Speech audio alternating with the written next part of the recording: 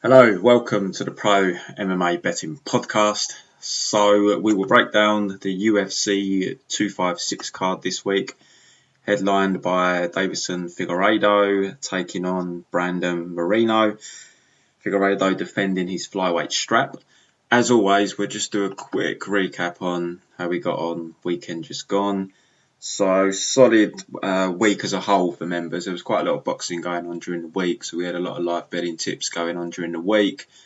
Then we had the UFC card as well. So just on pre-bets, UFC, so we had 3 units on Marvin Vettori at about minus 125, I think I tipped him at. So that came in. We had Gabriel Benitez as well for 2 units at minus 120. That came in as well. And we took half a unit loss on John Allen, who we had as the underdog at plus 140. So about 3.5 units profit on the pre-bets. But we had a great week on live betting. Now I think there was 2 boxing events throughout the week, and then we had the UFC, so we took home about 7 units profit on the live betting, I think, overall throughout last week. We got some great lines. We got Jezza Dickens at even money in a fight that, I mean, in hindsight I should have gone bigger, but I just had a feeling there was some kind of fixing. Boxing judging is so temperamental. You never know what you're getting. And he was comfortably winning for me, but the books just persisted at keeping the line at like even money right up until the last 3 rounds. They started to widen the line, and it just worried me that they knew something we didn't. So we only kept it to a unit. But I mean, I say in hindsight, I wouldn't have gone bigger anyway. It's boxing. Been stiffed on decisions way too many times in boxing to go big on a live bet on boxing. But yeah, Jezza Dickens at even money came in, and we got some other ones that stood out. Well, like we got Shannon Courtney inside the distance. I took that after I think the second round. Didn't look like it was going to come in, but it did. We got that at like plus 200 or 2-1. We got Dennis McCann by decision at plus 225 or 9-4 live. I think that was with maybe the halfway point. We also got Lyndon Arthur to win by decision against Anthony Yarde. We took that live after a couple of rounds. We got that at plus 400. And the only bet I had on the Hermansson Vettori card, live betting wise, was Louis Smolka, who we got as, I think it was about minus 115. After round 1, could clearly see that, I can't remember the guy's name, the Mexican guy that he was fighting was fading. And if you did tape on that fight, you'd know that the Mexican guy can slow down, and he was clearly fading in that fight. So we got on there. So we had about 10 units profit for the week as a whole when you combine pre-betting and live bet. So really solid week. Since like the middle of November, we're up about 23 units. So it's been a solid end to the year so far for us. I don't love this card for betting, UFC 256. Haven't really got any bets. I've got 1 half unit play. That's about it. I don't like the card from a betting perspective, and I'm well past the stage of forcing bets. So I'd rather just sit on the sidelines and live bet this card basically. And there's also the boxing card before the UFC, so we're going to have the boxing card to live bet on, and then we've got the UFC to live bet on. I have got some plays today. We've got the Bellator card. I've got some plays on that, and I've also got play on the Cage Warriors card that's today as well. And we're still waiting for odds for the Cage Warriors card tomorrow and the Cage Warriors card on Saturday. So perhaps some more plays, but a couple of smaller plays on Cage Warriors and Bellator tonight. If you want to sign up for the membership, guys, go to prommmabetting.com for the memberships. You've got weekly, monthly, 6 monthly, yearly options. 95% of the guys with me are with me for a year. It's the best bang for your buck. You've got to appreciate there are peaks and troughs. I know I've just said we're going through a great spell, but it isn't consistently like that. I wish it was. You do have your bad periods, you have your good spells, but overall, I always profit over a year. So you've got to take the long-term view. And with regards to the live betting, we have a private Discord channel. Got about 150 members. The chat is frozen during fights, so no one can put any comments in the chat. You will literally just see me posting any bets that I recommend throughout the fights. and then it's unfrozen once the fight ends and the guys get back to chatting. So you've got pre-betting and live betting service. If you can take advantage of both, obviously that is to your benefit. We make a lot of money with the combined service. All bets are tracked. There's 3 links below this video with links to the tracker or trackers. There's 3 trackers. We've got the live betting tracker. We've got the pre-betting tracker, which is Bet MMA. But there's also another pre-betting tracker for like boxing bets and so forth, which obviously I can't track on Bet MMA.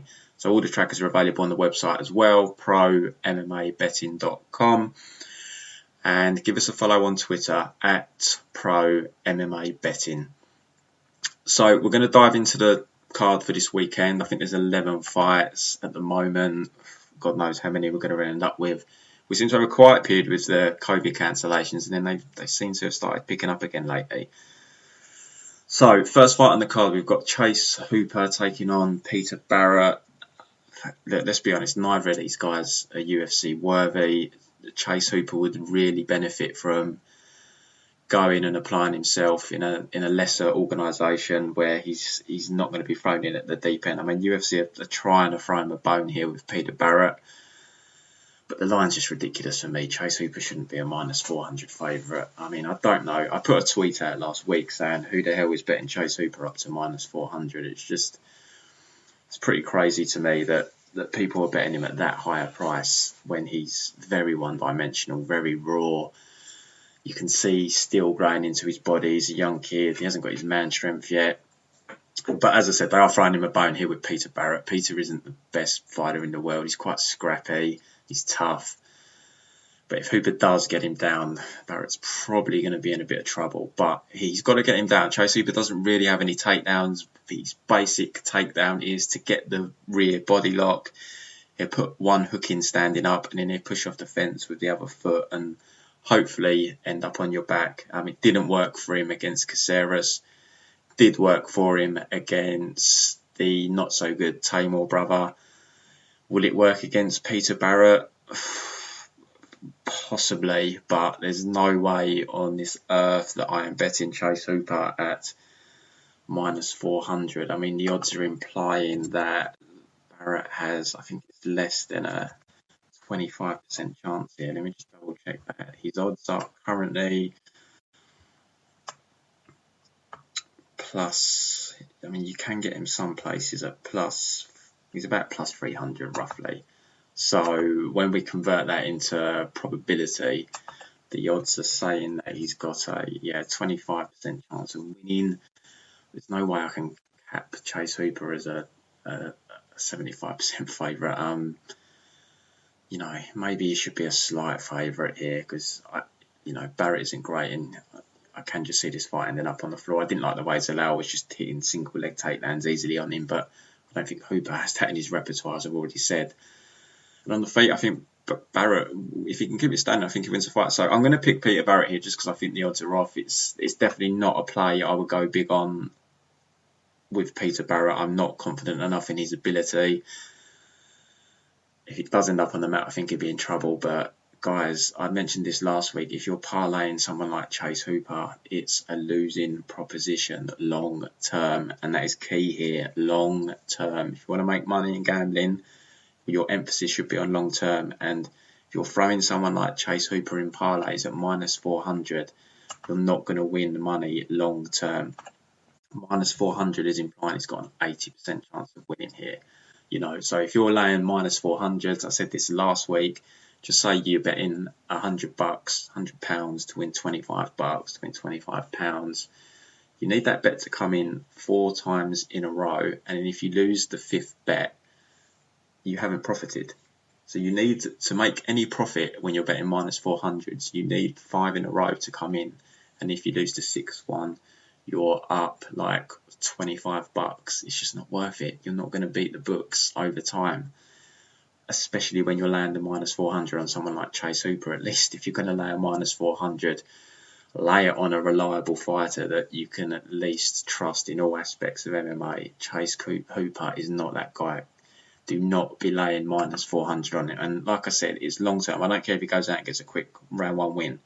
Long term, you are not going to win risking money on someone like Chase Hooper as minus 400. Just stop immediately if you want to make money.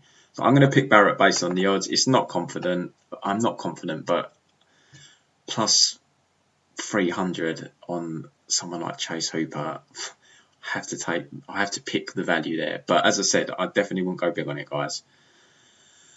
Next fight on the card, we've got Sergey Spivak taking on Jared Van der Raa at heavyweight. As you all know, low-level heavyweight, always my favourite. I haven't actually done tape on this fight because when I got round to it, I looked at the odds and my lean was Spivak pre-tape, and I looked at the odds and he was like minus 220. I'm not laying minus 220 on Sergey Spivak. He's been bet up even more than that. Generally, he's like minus 230 at most places. Not touching that on a low-level heavyweight fight. I do lean him here. I don't think he's a bad fighter. He's coming off a win over Carlos Felipe, where he started to struggle a bit on the feet. But we saw Felipe in his last fight. That guy's not a bad fighter. But he mixed it up, got the takedowns going, grinded out the win there against Felipe. Got a win over Taito Avasa again, where he got takedowns. And he's got a quick loss to Walt Harris, and he lost the decision to Marcin Tybura where he got wrestled. Jared Van der Raa, he's got the Team Quest connection. He's a black belt in jiu-jitsu. I think he just got his black belt, but he's not a good fighter. He didn't look good on the Contender Series. He obviously got the win, but he wasn't looking great up until that point. I remember I'd done a bit of tape on him, and when he was on Contender Series, and I wasn't impressed. It's low-level heavyweight. He might win this fight here, but I lean Spivak, but the line's too wide. I'm not playing minus 230, and when I looked at it, it was minus 220. I wasn't going to lay that on Spivak either. I think if anything, if you want to bet this fight, for me personally, I would be looking at the over. It's set at 1.5. Well, I thought it was set at 1.5. I'm just looking at bookmakers got it at minus 250. I thought the fight was set at minus 1.5. Let me just check on Bet Online. Maybe they changed it. I'm sure it was 1.5. Spivak. Here it is 1.5. It's minus 200 now. It's been bet down. Last time I looked at it, it was like, I don't know, minus 150 or so. So I'm not laying minus 200 on an over 1.5 in a heavyweight fight. I mean, I do. That was the bet that if anything, that I liked on this particular fight. But at those odds, no, I can't lay minus 200 if that's the best that's going now. That's 66% implied probability you're getting on for, they're saying 7 times out of 10. I don't think there's any value left. It might be quite accurate now, to be fair, but I just don't feel there's any value there. It's a complete pass fight for me. I'm not, as I said, I didn't dive into tape because the line's just too wide. Low level heavyweight isn't my cup of tea, as you know. It's tough to predict. For me personally anyway, low-level heavyweight fights, there's too much variance. I'd rather swerve unless I see some serious value. But, even Jared as the underdog, it just doesn't overly appeal to me. Next, we've got on the ESPN preliminary card, Tecia Torres taking on Sam Hughes. Sam Hughes is a late replacement here for Angela Hill. I'm familiar with Sam. I've seen her on LFA. I wanted to bet her in her last fight, but the line was just too wide. I ended up passing. She's not a bad fighter, but this should be a winnable fight for Tecia Torres here. So, the likelihood is Tecia wins by decision. 23 of Tecia Torres' last 24 fights have gone to a decision. Just to let you into a little bit of bad luck, little bit of horrible variance for me. I put about $3,000 on the Tecia. I can't remember if I bet the over or Tecia Torres decision. Not normally like me to go so big on overs or prop bets. And this has probably scarred me for life because I definitely haven't gone as big on an over or a prop like decision bet since. But I had the Tecia Torres. I can't remember if I had the over or decision, but I had that in the Lima fight where Tecia Torres got the finish, the only finish of her professional career in round 2. So whenever I say Tecia Torres is going to win by decision, I'll never forget that loss that I took there. But the likelihood is, I know some guys, some of my members, some of their books opened the over-under at over 1.5. and actually had it set at near enough even money, which is just absolute bonkers.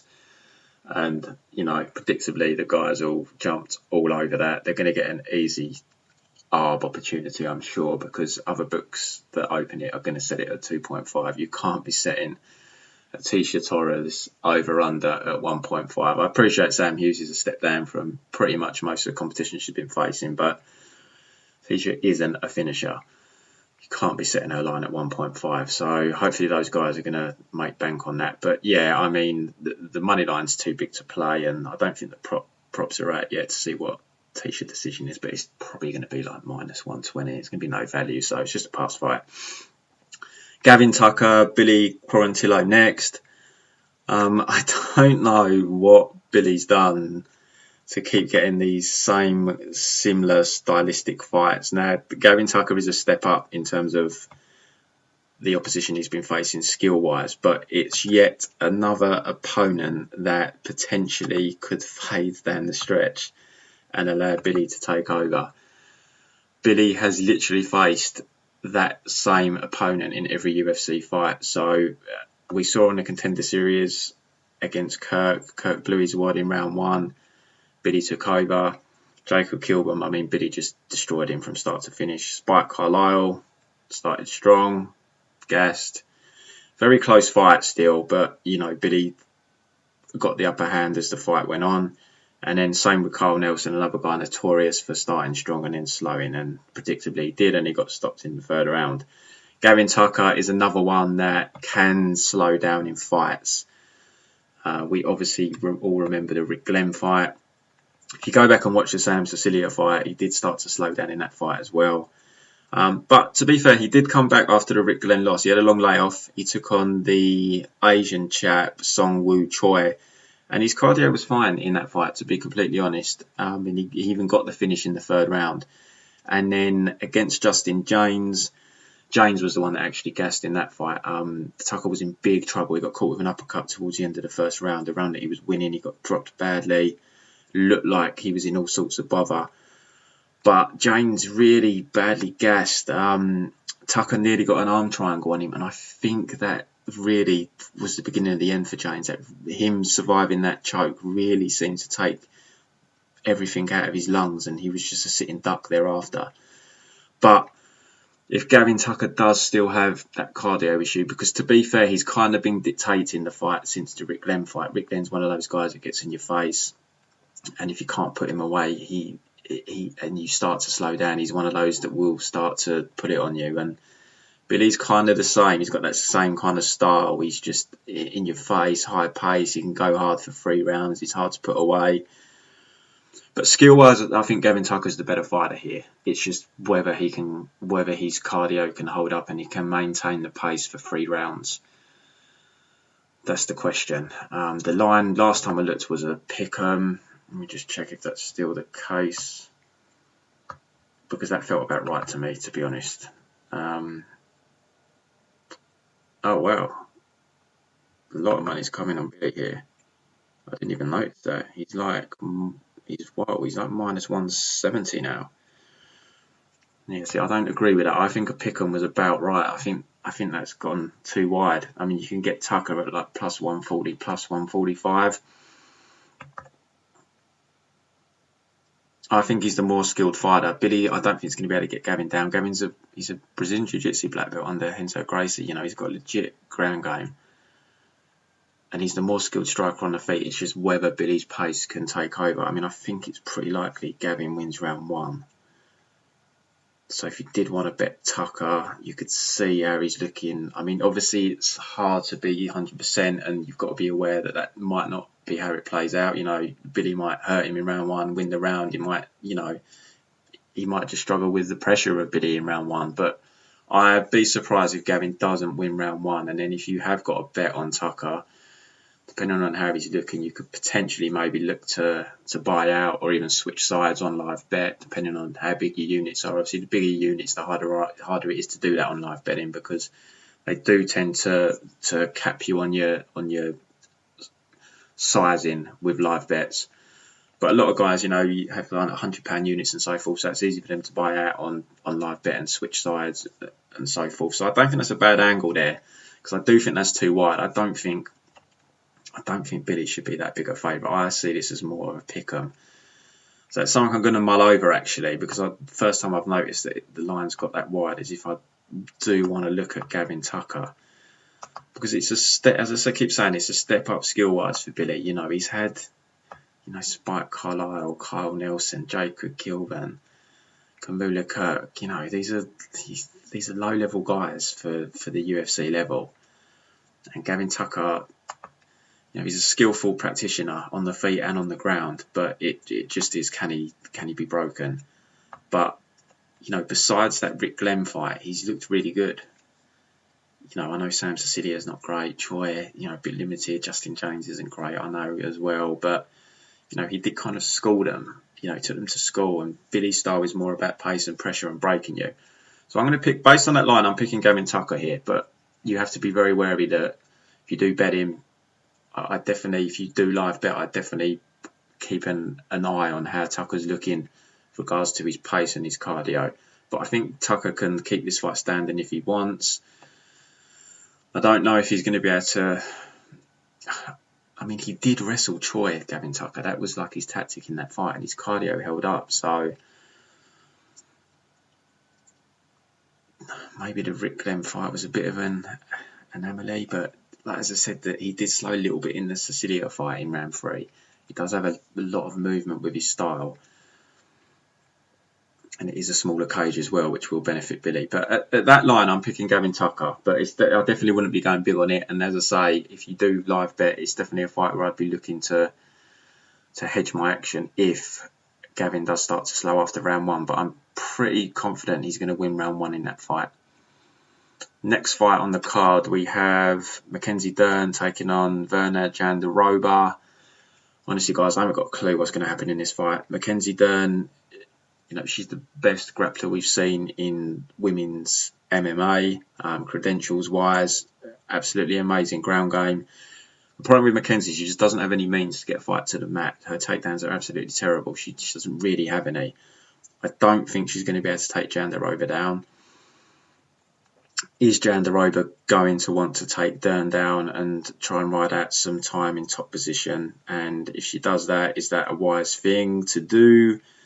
Obviously, in modern MMA, in most cases, you're comfortable betting against someone getting a submission off their back. It doesn't tend to happen. But women's MMA is still behind men's MMA because it came along later and the level isn't as high. So there is the risk that Jandiroba could get caught from the bottom, or she could get reversed or swept, and you really don't want to be underneath Mackenzie Dern. On the feet, I haven't got a clue who wins on the feet, honestly. Mackenzie Dern does crack, but she's limited standing, and Jandiroba's pretty limited standing herself. But I personally think the best bet on this fight, if you want to play it, is looking at the over 2.5 rounds. Jandiroba isn't going to finish Mackenzie Dern, so you're basically betting on not Mackenzie Dern under 2.5 rounds in a very high likelihood. But some of that could depend on Jandiroba's fight IQ. If you're going to get a striking match between these two grapplers, and it's highly likely it's going to go over 2.5 rounds, it just depends. Is Jandiroba going to go for takedowns? Is she going to be confident enough to try and ride that top position? Very interesting. In terms of a pick, based on the line, I'm going to pick Jandiroba because I don't think Dern should be minus 200. Jandiroba is up at plus 160 now. Jandiroba is pretty skilled now. Obviously, she's not going to be able to out-grapple Mackenzie Dern on the mat, but she's a good jiu-jitsu girl herself, and she does have some decent takedown defence. She was able to stuff a fair few takedowns from Carla Esparza, and she was able to take Esparza down as well. So she is a decent wrestler by women's MMA standards, but does she want to go that route versus Dern? I think she at least has to feel it out on the feet and see how things are going on the feet. Obviously, if she's getting destroyed on the feet, which I can't see that happening, but if that is happening, then I guess you've got to take the gamble and see if you can ride out some top control time. But on the feet, I think it could go either way. So in a fight where Dern, I don't think, can get the fight to the mat, which could very likely be a 3-round striking battle. There's no way you can be betting Mackenzie Dern at -200. But Jandiroba needs to show some fight IQ here. She can't do a random Marcos where Mackenzie Dern, I think, slipped and then Marcos followed her into a guard. Like, what was you doing? I think fill it out on the feet, see how you're doing, try and win the striking. And if you're getting absolutely told, then you need to go to plan B. But I just can't see her getting told. So I'm going to go with Jandiroba, but you are relying on fight IQ. And women's MMA, sometimes it really can be a missing part of the puzzle, unfortunately. And as a bettor, it can be so frustrating. Next fight, Cub Swanson, Daniel Pineda. Another fight, I just don't have a read on this fight. I really don't know what's going to happen here. Daniel Pineda is kill or be killed. The guy has never won a decision in his career, which pretty amazing when you consider he's won 27 MMA fights. Well, 29 if you include the 2 no contests he's got. So this guy's very dangerous, and we saw that in his UFC debut against Herbert Burns. Had a good first round against Burns. He was looking in a bit of trouble early in round 2, but he managed to get back on top and pound him out. Lost every fight that's gone to a decision. He's lost a lot of fights. He's got a 27-13 record. 5 of them are decision losses, and he's been stopped 8 times. But has had a late career renaissance. If you go back, like the Georgie, I don't know how to say his name, the Bellator guy, he lost by doctor stoppage in that fight. In a fight he was winning, got stopped on a cut, I think it was, and I'm sure the cut wasn't that bad. So, that was looking like a win for him. So then you go back, his last real loss was to Emmanuel Sanchez, a split decision. I haven't watched it, but Sanchez is the kind of guy that just drags everyone into split decisions. And then really, to go back to his last kind of comprehensive losses, you have to go back to his first run in the UFC, which it didn't go well for him. He lost to guys like Diego Brandao, Robert Whiteford. He just wasn't ready for the UFC at that point. But bizarrely, he's in career best form at like 35 years of age. So, and he's coming off them. They got overturned due to substance abuse issues or performance enhancing drugs issues. But he took out Jeremy Kennedy and Moffley very quickly in PFL, which is pretty impressive. Cub Swanson, he's coming off the win over Kron Gracie. Had some bad knee injuries. I think it was in a grappling match. He had his knee torn apart, so he's been out for over a year. Cub is at the end of his career. He's 37 years of age now. I just don't know what way this fight's going to go.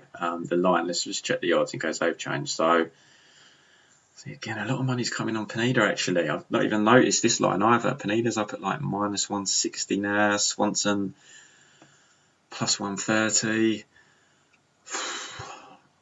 It's a tough fight to call because, Swanson's always had a good chin.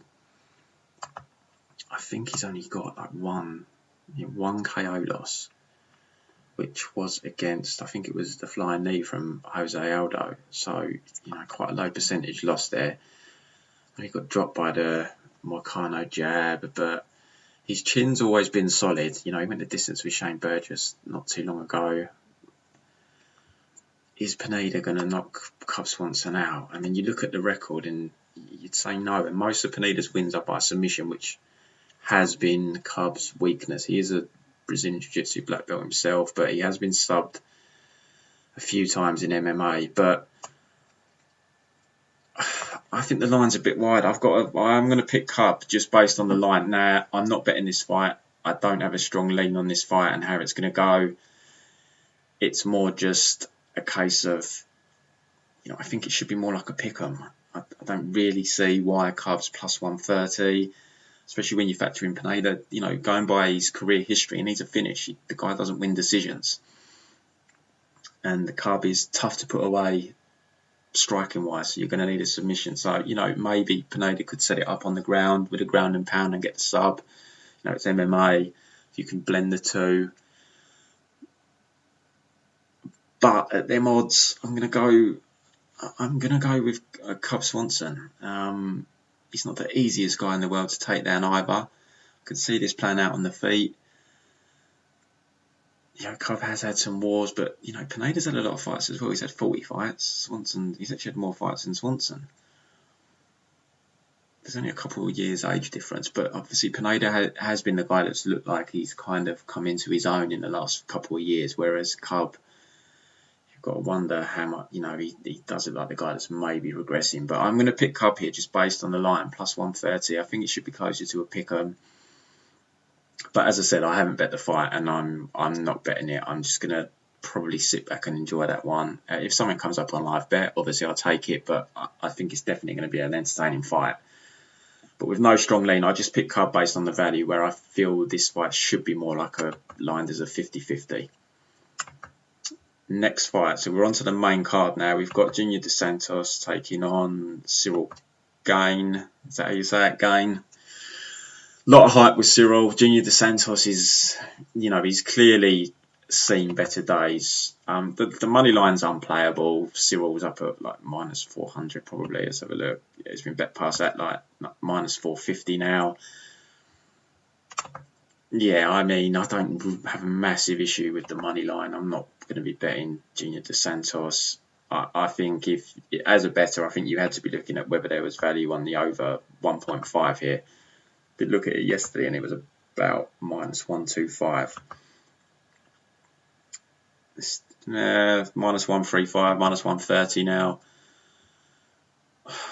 See, normally I would be tempted to bet this because I don't think Ciryl is a massive puncher. He's more of a mover.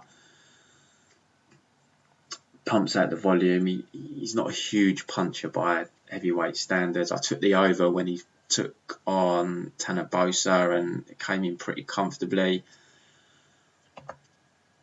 But I do worry about Junior Dos Santos' chin. I looked at it yesterday with regards to when he's getting knocked out, and his last 5 losses are all, well, his last 6 in fact, are all by KO. His last 6 losses, he's lost by KO or TKO. All of them are listed as TKO. Now, the Cain Velasquez one was in round 5. So if we look at his last 5 losses, have all been in round 1 or round 2. Now, 2 of those losses would have, the over 1.5 would have just hit by like a minute and a half. The other 3, the under, all would have hit. And that just concerns me. Now look, Rosenstrike, even Blades does crack. Ngannou, Miocic, Overeem, obviously all these people hit hard. And I did say Cyryl's not a huge puncher at heavyweight, but he's still heavyweight, guys. And Cyryl's very quick. He lands stuff clean. He's going to hurt you. And I just couldn't bring myself to bet the over. I've just got a bad feeling. Junior is in his way out. Last four losses, all inside 2 rounds. And, it's against good opposition, don't get me wrong, but he's clearly seen better days. Dos Santos used to have a solid chin. Used to be very reliable, and it's obviously something that's starting to fade on him now.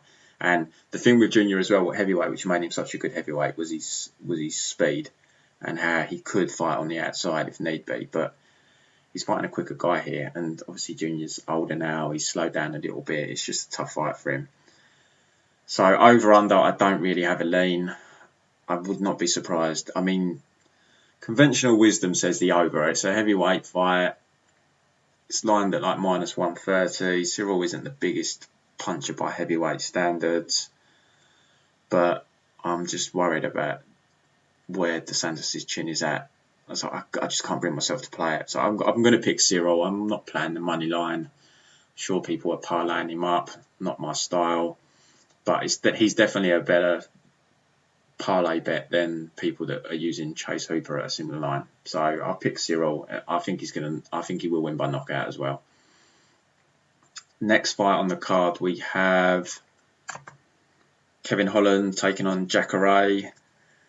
So Kevin Holland's had a few different opponents. He was meant to be in the main event against Jack Hermansson, but I think he had the positive COVID test, so they moved him to this card. Jacare was meant to fight Vettori. This is an interesting fight, and I think the line moving to pick'em, let me just check that's still the case. It was yesterday.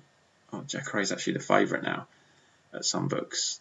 It's Pickham at some, Holland slight favourite at some, Jacare slight favourite at some. I think Pickham is right. I mean, I was tempted to bet Jacare when he was at plus 140 or so, but I just didn't. But look, if this fight stays on the fight for 3 rounds, Kevin Holland's going to win the fight. But Kevin Holland's takedown defence is not great, and he's not great on the bottom. Jacare can get one takedown where he's got time to work, so he doesn't get a takedown with like 30 seconds of a round left or a minute. If he can get a takedown early in a round where he's got 3-4 minutes to play with, I think Kevin Holland's going to be in big trouble. And I definitely would have picked Jacare when it was plus 140. Now it's coming at a pick'em.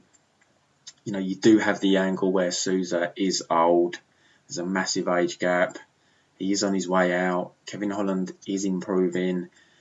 Seems to have turned a corner somewhat, but like I said, he does slow down in fights, Kevin Holland. It's not like he can maintain a great pace for 3 rounds. We've seen him slow down in a few fights. Look at his last fight with Darren Stewart. He slowed down. Darren Stewart managed to get the takedown, and Darren Stewart went to work on him in that 3rd round from top position.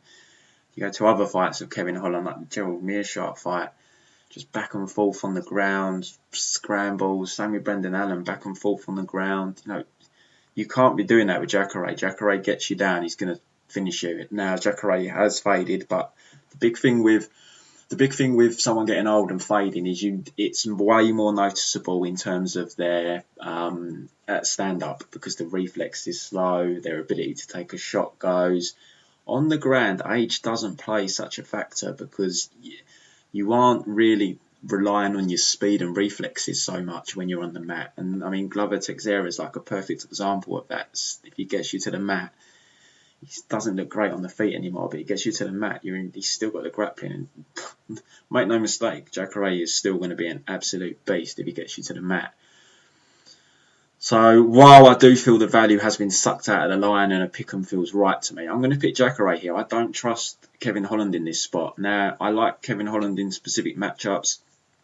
I had a bet on him against the other fight of Kevin Holland's that got cancelled. He was meant to fight I can't remember the guy's name, the guy that fought and knocked out Wiggy from something about Mary. I can't remember his name. The guy looks like Wiggy, and he knocks him out in the 3rd round. I had a decent sized bet on Kevin Holland there. I was even considering betting him against Jack Hermansson because Jack was like minus 250. I don't know if I would have bet him in the end, but I was considering it because I just thought it was a bit wide. But here the line's different. You know, it's a pick'em. So we go with the value guys. For me, it's, you know, I know some people that like Kevin Holland here, but I just don't feel it. I don't feel it in my gut. I worry he gets taken down. He's in big trouble. So I'm going to pick Jacare here to pick up a win. But I can see why you would like Holland, because on the feet, he is going to outstrike Jacare. But I don't trust Holland to keep this fight standing. But it would not shock me if Jacare came out and doesn't shoot for takedowns. But, I mean, you have to look at who Jacare has been fighting, because that is the argument you'll hear is Jacare doesn't really go for the takedowns anymore. He's happy to stand and strike with you. But yes, but look at who he's been fighting. He's not had easy fights. You know, Jan Blachowicz, and he was trying to take Jan down. There was a lot of clinch fighting in that fight. Jack Hermansson. I actually bet Jacare against Jack, and yeah, he didn't really go for takedowns in that fight, which it did throw me. That's where I thought he was going to win the fight more than anywhere. I thought he could get takedowns on Jack. But then, like before that, Chris Weidman, tough to take down. Kelvin Gastelum. Yeah, okay. Bit of a question mark there. I mean, I haven't rewatched that fight recently. He did go for some takedowns in that fight, but I think he actually struggled getting Kelvin down. Then Derek Brunson, tough to take down. Robert Whittaker, he just couldn't get Robert down. You know, he's faced good guys, world-class guys, but Kevin Holland, make no mistake about it, has the worst takedown defence of anyone he has faced, probably since Chris Camozzi. Maybe Tim Boach, a bit of a tough physic. I'd say it's probably since Chris Camozzi. So this is a good fight for Jacare to pick up a win here. So I'm gonna go with Jacare, but I haven't bet it because I don't. You know, he is a fading fighter. He's 41. Kevin Holland's like 27. He's going to be in trouble on the feet. Holland's going to win the fight on the feet, and I just don't entirely trust Jacare to consistently go for takedowns, because if he gets one and Holland does survive, is Jacare then going to go for another takedown? I'm just not entirely sold on his fight IQ, but I'm going to pick Jacare to get a submission win there. Next fight, we've got Moicano taking on Rafael Fiziev. This was meant to happen last week or the week before, so I taped it back when it was originally scheduled. I would have bet Fiziev if I'd taped this fight when it was an even money line. I think Fiziev was even open the underdog. But when I looked at it, I think Fiziev was about minus 130. He's now up to like minus 160. The big unknown here for me is Fiziev's ground game. We just haven't seen it. And if Moicano gets him down, who knows how Fiziev's going to look. That was my reason for passing. I definitely can't bet minus 160. If you said to me it's going to be on the feet for 3 rounds, I would bet Fiziev at minus 160 right now. But if Moicano can get him down, who knows? We just haven't seen Fiziev on his back, and Moicano is a very good jiu-jitsu player. So, I don't know. My gut says Fiziev is going to be tough to take down for someone like Moicano. That's what my gut says. Moicano is the one that's moved up as well from 145. Fiziev does look a physically strong guy. He's pretty big for the weight. But his takedown defense hasn't really been tested properly, not against someone of Moicano's standing. This is a step up skill-wise for him in terms of facing someone that's very well-rounded, because Moicano can strike very well as well, but you have to favour Fiziev on the feet here. So I'm going to pick Fiziev, but I do feel the line's too wide. I can't bet him at that price because I could regret the bet if he gets taken down. He could be completely outclassed. It's just a big unknown. And as I say, Moicano is a very good grappler. So I'll pick Fiziev because I've just got a gut feeling he's going to be able to keep the fight standing. There's question marks about Moicano's chin as well. Maybe it's better at lightweight. Maybe the cut was taking too much out of it. We just don't know. But Fiziev is hittable as well. You've got to remember that. He can slow down in fights. We've seen it in both of his UFC fights. He put a beating on Diakese the first couple of rounds, but he slowed down and Mark came back and took that third round. And, in his debut, you could, not his debut because he lost his debut, but in the next fight against the chap whose name I can't remember, he did beat him down. He won the fight comfortably, but he did slow down in that fight as well. You can noticeably see in that fight the pace drops off as the fight goes on, and he did get caught with some counters in that fight as well. He is hittable. And Moicano's not a mug on the feet, but you can't favour Moicano in a kickboxing match against Fiziev. Fiziev does need to get the fight to the mat, but that's a big unknown, so that's why I just can't play the juice on Fiziev there. Co-main event, Charles Oliveira taking on Tony Ferguson. My 2 favourite fighters here. Love watching them both so entertaining. This is my main event. I cannot wait to see this fight. As I've said before when I've done this podcast, Tony Ferguson, I made a lot of money off. I bet him on a long stretch of fights. I think I bet him from the Gleison T-Bell fight. Well, no, I bet him before that. I can't remember if I bet him against Trujillo, but I bet him against Danny Castillo. Can't remember the Trujillo fight. And then I definitely bet him against T-Bell. And then I bet him in every fight right up until... I think I bet him against Pettis. I think I bet him in every fight. Besides I stopped at the Gaethje fight. I had a bad feeling with that Gaethje fight and ended up being right on that one. And I haven't bet him here. I have not bet him here against Charles Oliveira. I do think this is a favourable matchup for Ferguson as opposed to the Gaethje fight. I am picking him, just to put that out early, but I just can't bring myself to bet him. I kind of regret not pulling the trigger when I think he was about minus 130 or so, and I hesitated. I can't bet him at his current price, but stylistically, this is a good fight for Tony.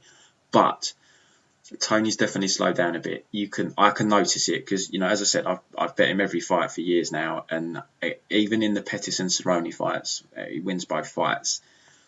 He looked like he lost a step to me in both them fights. He just didn't look quite as sharp, quite as quick. Just didn't look as good to me as he did in that RDA fight when I think he was at the peak of his powers in his prime. just didn't quite look as sharp to me. And then now he's coming off this real heavy beating he took from Justin Gaethje. So I just don't know where he's at. He's getting up there in age. I think he's 37 now. He's 36. He turns 37 in February. And it's just, how does he come back from that Gaethje fight? Now, Charles Oliveira is, again, someone that I've had the great success with betting. I bet him against Kevin Lee. I thought it was a good fight for him stylistically. And I bet him in a number of the fights he had before that where the UFC were just giving him kind of, I don't know why it's taken this long for them to stepping up, but he had a very fortunate run of fights, Charles Oliveira. He lost to Paul Felder, and then he had Clay Guida, Christos Gagos, Jim Miller, David Taymor, who is a good fighter, actually. David is a good fighter. He was the dog there as well. Nick Lentz, Jared Golden. He had a real solid run of winnable fights, and he done what he was supposed to do in every single one of them. Finished every single person in the first or second round, and then he's coming off the win over Kevin Lee, which is the best win of his career. I liked him in that fight with Kevin Lee. Now, Charles Oliveira is extremely opportunistic with submissions. Extremely. You have to be very careful of your neck. The guy is so dangerous with his submissions. Just pulls them out of nowhere. Striking has improved. He's actually got some decent Thai boxing. I mean, I remember being fairly impressed with his stand-up, even when you go back and watch the fight with Frankie Edgar, which was a long time ago now. I thought his stand-up looked decent, but it's steadily improved, and he seems to have developed some power. He put away Nick Lentz and Jared Gordon on the feet. He's developed some power in those shots. He's got some nice Thai boxing, and he's got I don't know if he's underrated anymore. I think people are now switching onto it, but he's got very good wrestling. Real good wrestling. Go and watch a Will Brooks fight. Took Will Brooks down and took his back. This guy's got good takedowns. Took Jim Miller down, no problem. Subbed him straight away. Wrestled Nick Lentz. Gave Kevin Lee problems with the wrestling. He's got really good wrestling. The weakness with Charles Oliveira has always been he's just got that quit in him. Now, I've seen people saying, he seems to have turned the corner with regards to that. No, he hasn't turned the corner with that, in my opinion. I don't think that's something you can lose. That's just something that's ingrained in you. You've either got quit in you or you haven't. It's just a natural trait that when the going gets tough, you start to look for a way out. Now, I'm not putting a knock on Charles Oliveira there. The guy's a full-on fighter, but some people rise to punishment, other people go into their shell, and Oliveira is the type that goes into his shell. Last time we saw him collapse was against Paul Felder, and as I said, since then, he's not really faced any adversity. He's had a very nice run of fights. Kevin Lee, not the kind of guy really to bring out the quit in you. Kevin Lee's a good fighter, but he's not someone that's gonna bring out that quit. Someone like Tony Ferguson is gonna if you've got any quit in you, he's gonna find it. So that's the worry here for Charles Oliveira. He's facing the first hard-nosed, tough son of a gun since Paul Felder. And he had Paul Felder in trouble early, and Paul Felder survived and put a hurting on him, basically. You go back to the Pettis and Ricardo Lamas fights that he was doing well in. Like the Anthony Pettis fight, it looked like, I think he took the second round after losing the first round. It looked like all the momentum was with Oliveira, and then he just ends up diving into a guillotine. And then you go back to like the Max Holloway fight, where I remember I bet Max in that fight, and it was just like, what the hell's happened here? And I can't remember what the story was now, but a lot of people thought it was a bit of a quick job. I just don't know what happened there. But and you go back, you've got the Cub Swanson knockout as well. If you go and watch the Cub Swanson fight, I mean, it's 8 years ago now, but it looks a little bit dodgy. It's very delayed reaction. Look, if he's still got that quitting in it, and I think he has, I just don't think you lose it. Tony's going to bring it out. On the feet, interesting fight. I give Tony the power advantage. I think Tony's power is a little bit underrated. He had Gaethje and all sorts of problems at the end of the second round. He's got very good chin. He had RDA hurt on the feet as well, and RDA is always, besides Jeremy Stephens knocking him out, he's always shown to have a granite chin, especially since the Stephens fight, and he had the titanium put into his jaw. So I think I give Tony the advantage with the power, but both are hittable. Tony, he's hittable and he's coming off a bad beating. So I wonder, how durable is he? Is the durability still the same? It was always going to catch up with Tony because he does get caught a lot in fights. He manages to survive normally, but the Gaethje fight was one too many.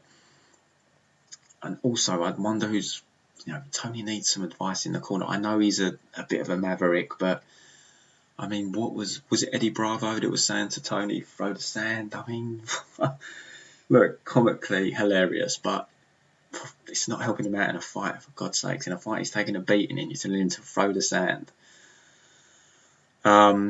Anyway, back to the fight. So on the feet, it's interesting. Charles is very upright with his Muay Thai style, which it just makes him very hittable. Tony, you've got to think Tony's going to be the one on the front foot here. Tony's just a pressure machine. Tony's got a great teep kick as well. And Charles Oliveira's cardio is a question mark for me. Tony Ferguson's cardio is not a question mark. Without a shadow of a doubt, his cardio is phenomenal. Charles was slowing in the Kevin Lee fight.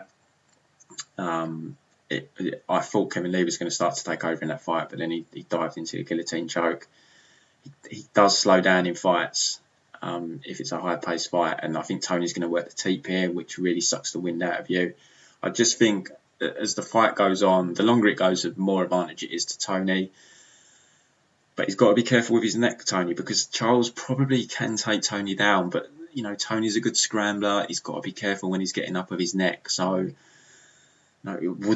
you cannot be shocked if Charles catches a submission because he's just that good. But I do favour Tony. I think Charles needs a submission here. I don't really think he's got any other way unless Tony has slowed down that much. And like I said, I could notice he dropped off a little bit in the Pettis and Cerrone fights, and now he's coming off a beating. So a Charles Oliveira victory here definitely wouldn't surprise me. But my personal opinion is I still do feel he's submission or bust, but he's so good at submissions, it would not shock me if he managed to catch Tony in something. But what a battle we could have on the mat if this fight does hit the mat, because Tony Ferguson's darts chokes, these fighters have egos. I'm sure he'd love to submit Charles Oliveira with his darts. But I'm going with Tony. I think there's definitely going to be some dodgy moments. I'm an experienced Tony bettor. I don't think I've ever bet a Tony fight where I haven't sweat. He just, even in fights, he's like winning, something just happens. He's just a massive sweat whenever you bet him. I think the only fight where I didn't sweat was the Josh Thompson fight, where he just cut him up with his elbows. And that's another thing as well. How's Charles Oliveira going to react if he gets sliced and diced? I just think Tony's going to bring the quit out in him. I just don't think he's going to like it at all. But you can't write Oliveira off. And the question marks around where Tony's at in terms of his regression, it just held me off betting him. I really hope I'm not going to regret it. I really hope this is going to be a really close competitive fight where I just at the end say, thank God I didn't put myself through that sweat. But I am going to pick Tony here. But I haven't bet it, and Charles Oliveira snatching something would not shock me. Let me just see what the submission prop is for Oliveira. KO is plus 900. Submission plus 350. Look, if you don't want to go too big on the plus 350 is not great to sub Tony Ferguson, but it's Oliveira. Guy's so good with submissions. He can snatch anyone's neck. I don't know. I'm not even suggesting a bet on this fight, guys. I'm just going to sit back and enjoy it. But I am picking Tony. I think Tony's going to get the win. Main event, Brandon Moreno taking on Deiveson Figueiredo. So real quick put together fight. I think they put this fight together before Figueiredo had left the arena after his win over Alex Perez. They've kept him in the States, so he would have been at the PI, I imagine. The fight was only, 3 weeks ago. Brandon Moreno fought. Was he on the same card as Figueiredo? Let me just double check. Yeah, they both fought on the same card. So kind of 3 weeks ago, they fought. They both got round 1 victories. Neither of them took any damage, so they put this together. I think this is an interesting fight. I really do. Now, Deiveson Figueiredo is a wrecking ball at flyweight. We haven't really seen someone like this at flyweight before in terms of ability to finish fights. Normally, the lower weight classes, especially once you get to the higher level like the UFCs, a lot of decisions. But Figueiredo has put away his last 4 opponents in the UFC. Pantoja lasted to a decision, but he took a pretty bad beating and got dropped a couple of times in that fight.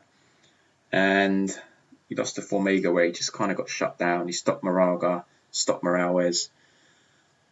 He's only been he's got 1, 2, 3, 4, 5, 6, 7, 8, 9 UFC wins. Only 2 have gone to a decision. And one of them, he had Pantoja hurt a couple of times in that fight. So, he's been fighting at a high level as well. Joseph Benavidez, Alex Perez, Pantoja. He's not been fighting bums. And he's putting these guys away. Now, Perez and Tim Elliott dived into guillotine chokes. It's normally pretty low percentage at, but he's pulled it off a couple of times. He had a few of them locked in on Jared Brooks as well, when Brooks kept taking him down, but Brooks kept escaping. So you've got to respect the guillotine. Moreno can't be diving in for takedowns here. I don't really think it's going to be a strategy for him anyway, but you obviously have to be careful of that guillotine threat. But it's not just the submissions with Figueiredo, it's mainly the power. He has some big power for a flyweight. Interesting that he's cutting weight again here. I think he had quite a good weight cut for the Alex Perez fight, so maybe he'll be fine here. It's hard to cap something like a weight cut, but it's something to bear in mind. He's cutting weight again for the second time in 3 weeks, and historically it's not been an easy cut for Figueiredo. He's a big guy. So will that play a role in the fight, especially if the fight goes late? Potentially. As I say, hard to cap, but something to bear in mind. Brandon Moreno. Very durable guy. I don't think he's ever been stopped besides when he got submitted by Pantoja on Tough. A guy that's dramatically improved. If you go back to his first run in the UFC, left the UFC for about 18 months, came back and looks an improved version again. You could see him steadily improving through his first UFC run. Had some tough fights, Sergio Pettis, not an easy fight. Pantoja rematch, not an easy fight. But it's easy to do MMA math here and look at both their fights against Pantoja, and Figueiredo beat Pantoja down and Moreno got outstruck by Pantoja basically in the rematch. But that was 2.5 years ago. Moreno's improved. He's not that same fighter, and he's looked look how good he's looked since he's come back to the UFC. The Askarov draw, which I thought Moreno should have got the decision in. Kai Kara France beat Kai up on the feet. Got a close decision win over Formiga. So again, if we want to play MMA math, Formiga shut down Figueiredo for 3 rounds. Moreno beat Formiga. So this is why you can't really apply the MMA math. It just doesn't work. It was a very close fight. I thought Formiga was going to just be able to out-scramble Moreno, but he'd get a takedown and Moreno would scramble out. Just real scramble-heavy guy. And then he's coming off the win over Brandon Royval. A bit of a fortunate ending. I think Royval put his shoulder out, but Moreno was in control of the round. He was winning the fight. He was throwing a bit wild in that fight. I think he was getting a bit sucked into Royval's kind of wild style, and I think he knew how hittable Royval was off his kicks and so forth. That he was just getting a little bit too desperate for it. He needs to make sure here against Figueiredo that he goes back to the straight punches, goes back to being a disciplined striker. Moreno, as I said, so he's very durable. Never been stopped except for the submission on the Ultimate Fighter. So if Brandon Moreno can survive early here, I think this can get very interesting. Now, what Moreno, he needs to be very careful. Let's not be going for takedowns, Moreno. Let's not be putting your head in jeopardy. Let's not be getting caught in a guillotine, especially early when there's no sweat. Your head gets stuck in there, difficult to escape. He's got to be very careful there. The problem is Figueiredo is such a heavy puncher and puts on such a lot of pressure. It kind of forces guys into shots because they just don't like the pressure. So Moreno's definitely going to have to come through some dangerous spells, especially early. But this fight for me is really interesting if it gets to the second half of the fight, because Brandon Moreno is very durable. He's not going to be easy for Figueiredo to put away. And he's got great cardio. He keeps going. The guy's not going to slow down. And Figueiredo, he was slowing down against Pantoja. Pantoja took a bad beat in the first 2 rounds, but the third round, you go and watch the last minute and a half or so. Pantoja's getting the better of the striking, and you can see Figueiredo slowing down. I'm just looking to see, we just haven't seen Figueiredo pushed into the second half of a fight, except for Pantoja, but, that was only a 3-round fight. I just wonder how he's going to do over 5 rounds in a high-paced fight, because if Brandon Moreno can survive, he fights at a frantic pace.